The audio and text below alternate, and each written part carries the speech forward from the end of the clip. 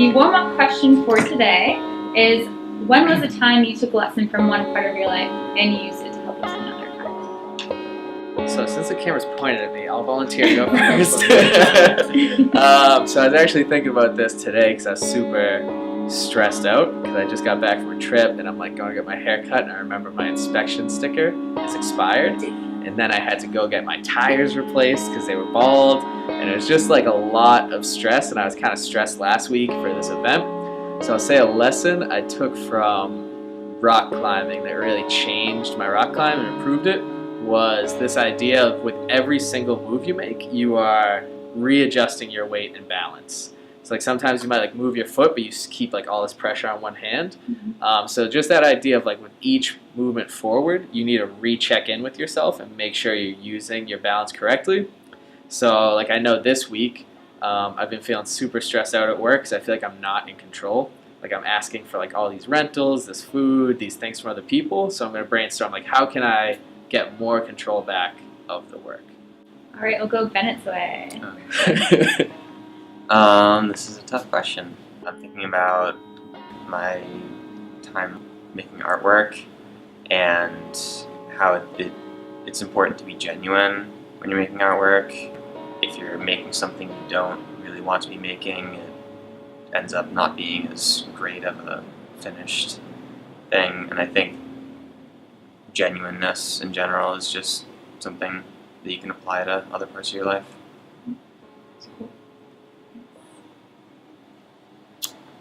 I'm CJ. I'll talk about sports because I'm pretty athletic. Both football and track. I was a quarterback in football and I was a hurdler in track. So like both of these take like a lot of technique and like a lot of finesse rather than just like pure athletic talent. So what I've taken from both these positions is just like it's cliche, but like practice makes perfect, or as like close as you can get. Only because when you retrain your body and like your mind mostly to like do something over and over again and like to face like certain obstacles, like once you get there it'll like be the breeze. So like it just showed the importance of preparation. So took that to my senior year of high school to like try to help me through the college process, because I've heard like, oh, this came too fast and like I wasn't sure like what bills I was supposed to pay, so like I made sure like I asked as many questions as I could and like did my like legwork and like research and preparation and like practice to make the process go as smoothly as a college process can go. So, yeah. Oh boy.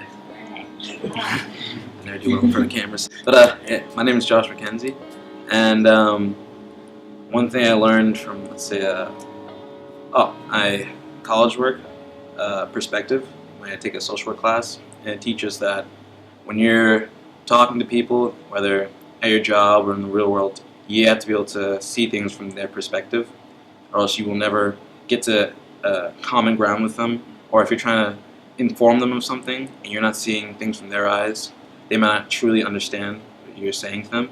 And it's important. It's an important skill just through life in general when you're talking to people, to make sure you can see things from their point of view and form a common ground with them in order to actually accomplish something.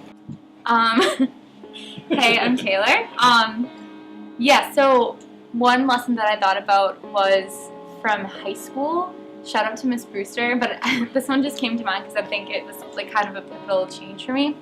But I remember I was in like, I felt like I was kind of like in a cage during this moment in my high school time. I was like sophomore year, and I was in a really, really, really unhealthy relationship and thought that I would just be stuck in it forever. Like that was just my thought process. But I remember her like kind of dropping this like knowledge randomly.